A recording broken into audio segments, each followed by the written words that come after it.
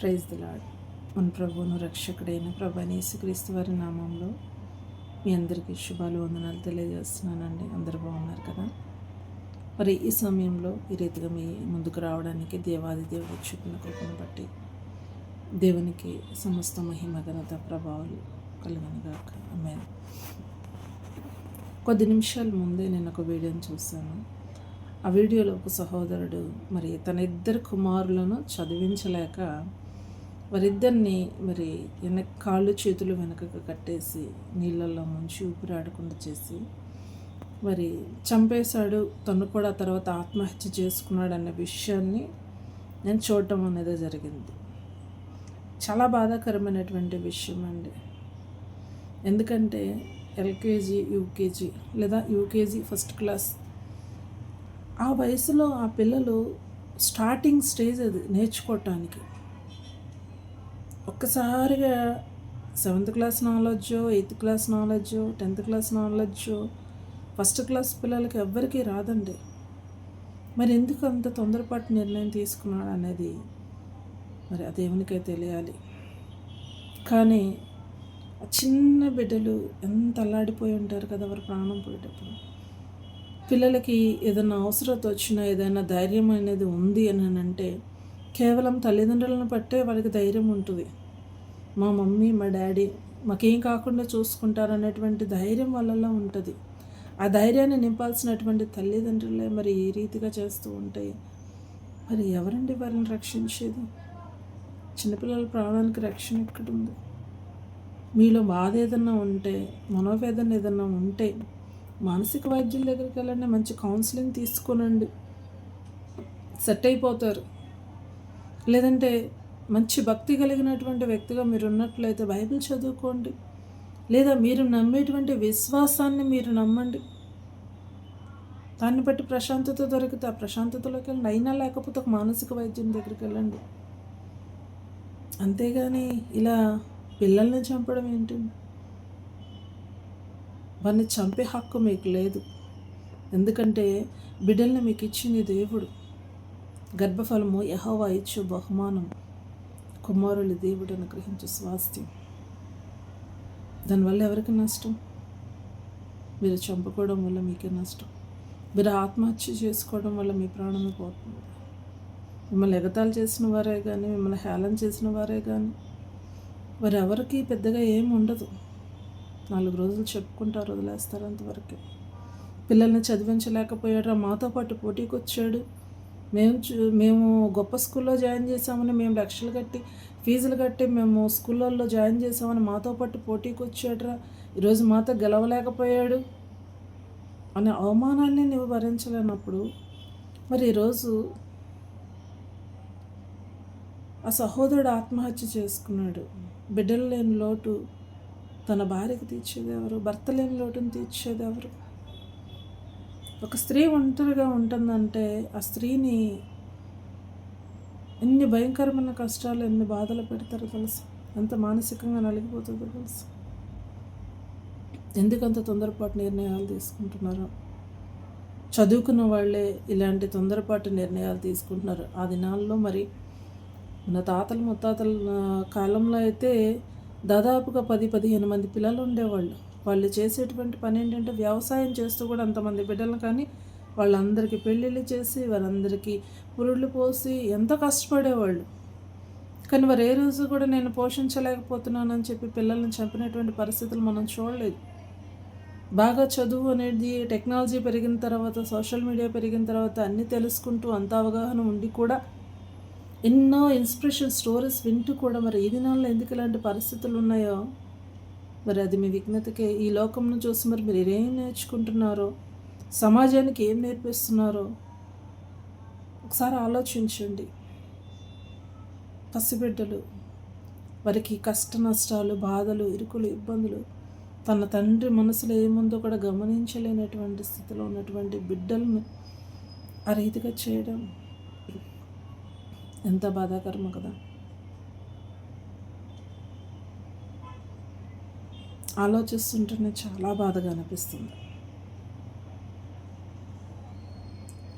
ఒక Thomas Alva Edison, ఈరోజు మనం బల్బ్ కింద కూర్చుంటున్నాం. వెలుతురులో ఉంటున్నాం.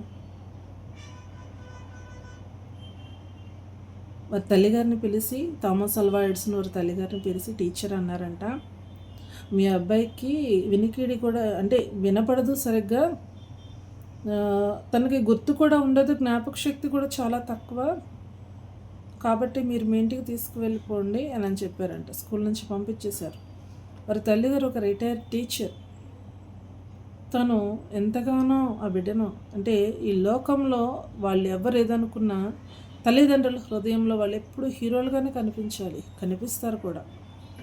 అయితే ఆ తల్లి ఏం చేస్తుందో తెలుసా అండి, చక్కగా ఈ లోకంలో ఏ విధంగా జీవించాలో నేర్పించింది, జ్ఞానాన్ని నేర్పించింది, తనకు అర్థమయ్యే రీతిలో చెప్పింది. ఎన్నోసార్లు ప్రయత్నం చేసి ఓడిపోయినప్పటికీ కూడా దాదాపు ఒక 1000 సార్లు ప్రయత్నం చేసినట్టున్నారు. ఓడిపోయినా కూడా ప్రయత్నాన్ని ఆపుకోకుండా సక్సెస్ అయినటువంటి ఒక గొప్ప వ్యక్తి థామస్ అల్వా ఎడిసన్. నాకు చాలా ఇష్టమైనటువంటి, నిజంగా ఆ స్థితిలో నుంచి ఈ స్థితిలోకి వచ్చారు. మనం అందరం చీకట్లో కూర్చోకుండా వెలుగులో ఉండాలని ఈ దినాన ఇంత గొప్ప పరిశోధన ద్వారా ఇంత గొప్ప బల్బును కనిపెట్టి, కరెంటును కనిపెట్టి ఈ స్థితిలో మనం ఉంచినటువంటి ఒక గొప్ప వ్యక్తి మరి మీకు కనిపించట్లేదా? మీ కళ్ళ ముందు ఆ స్టోరీ కనపట్టలేదా? ఎన్నో ఇన్స్పిరేషన్ స్టోరీస్ ఉన్నాయి కదా. బ్రతకడానికి నిజంగా ఎన్నో ఆలోచనలు మన హృదయంలో ఉంటాయి. అవన్నీ మనం ఉన్నటువంటి సమస్యలను దాటుకొని ముందుకు వెళ్తేనే మనం బ్రతకగలుగుతాం.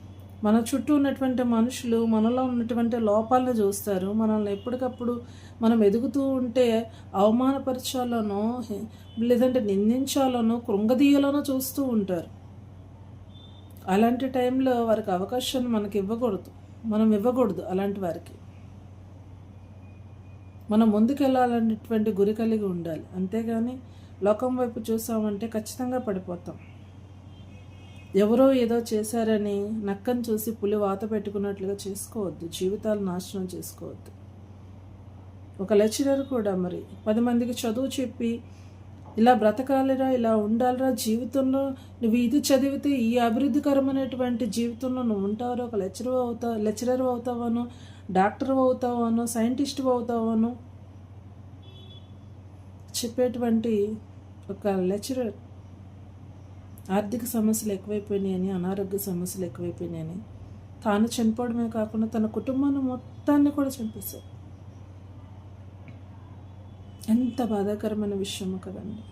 జ్ఞాపకం చేసుకోండి. పిల్లల్ని పెంచే విషయంలో మంచి దైవికమైనటువంటి జ్ఞానంతో పెంచాలని ఆలోచించండి. దేవుని భయం కలిగి ఉండాలి. లోకంలో అలా జీవించాలో కావలసినటువంటి లోక జ్ఞానం కలిగి ఉండాలి. అంతేగాని చావు అనేది, సూసైడ్ అనేది సమస్యలకు ఎప్పుడు పరిష్కారం అయితే కాదు. సమస్య ఎక్కడుందో అక్కడే సమాధానం కూడా ఉంటుంది. సరిగా వెతకండి, ఆలోచించండి. మీ కష్టం ఏదైతే ఉందో అది మీ తల్లిదండ్రులకు తెలియచేయండి. అప్పటికి కూడా సమాధానం మీకు దొరకకపోతే మీ ఆర్థిక ఇబ్బందులు ఇంకా ఎక్కువగానే ఉన్నాయి, మమ్మల్ని ఆదుకునే వాళ్ళే లేరు అని అనుకున్న సమయంలో కాసేపు ఆలోచించండి. మీ జీవితంలో సంతోషంగా గడిపినటువంటి సమయం ఏదైతే ఉందో, మీ జీవితంలో మధురానుభూతులు ఏవైతే ఉన్నాయో, హ్యాపీగా ఉన్నటువంటి సమయం ఏదైతే ఉంటుందో అది ఒకసారి జ్ఞాపకం చేసుకోండి. మీకు ఎక్కడైతే ప్రశాంతంగా ఉంటుందో ఆ ప్లేస్లో కాసేపు గడపడానికి ప్రయత్నం చేయండి. అంతేగాని చనిపోయేటువంటి నిర్ణయం తీసుకోవద్దు. చావు చాలా భయంకరమైనది. ఒకసారి చనిపోతే మళ్ళీ ఈ లోకంలో తిరిగి రాలేమన్న విషయాన్ని గమనించండి. ఉన్నది ఒకటే జీవితం, ఒకటే జన్మ. ఎన్నో జన్మలు లేవు, ఒకే జన్మ. ఈ ఒక్క జన్మను దేవుడు మనకి ఇచ్చినందుకు మనం ఎంతో ధన్యులం. కాబట్టి మన తల్లిదండ్రులకు అవమానం తెచ్చే పనులు, మన బిడ్డలను అనాథలుగా విడిచిపెట్టే పనులు కానీ, భార్యని భర్తని అనాథలుగా విడిచిపెట్టే పనులు కానీ, కుటుంబానికి దుఃఖాన్ని మిగిల్చే పనులు కానీ, సమాజంలో మరి చాలా హీనమైనటువంటి స్థితిలో ఉండేటువంటి పనులు చేయొద్దండి. ఎప్పుడూ కూడా మీరు సక్సెస్ అయ్యి చూపిస్తేనే మీ పేరును 10 మంది జ్ఞాపకం ఉంచుకుంటారు. తొందరపడి ఆత్మహత్య చేసుకుంటే 4 రోజులలో మర్చిపోతారు. ఏది కావాలో మీరే నిర్ణయించుకొని కొనసాగాల్సిందిగా వీడియో చూసిన ప్రతి ఒక్కరు కూడా ఈ విషయాన్ని జ్ఞాపకం చేసుకుని ఆత్మహత్య సమస్యకు పరిష్కారం కాదనే విషయాన్ని గమనించగలరని మిమ్మల్ని అందరినీ వేడుకుంటున్నాను. Thank you.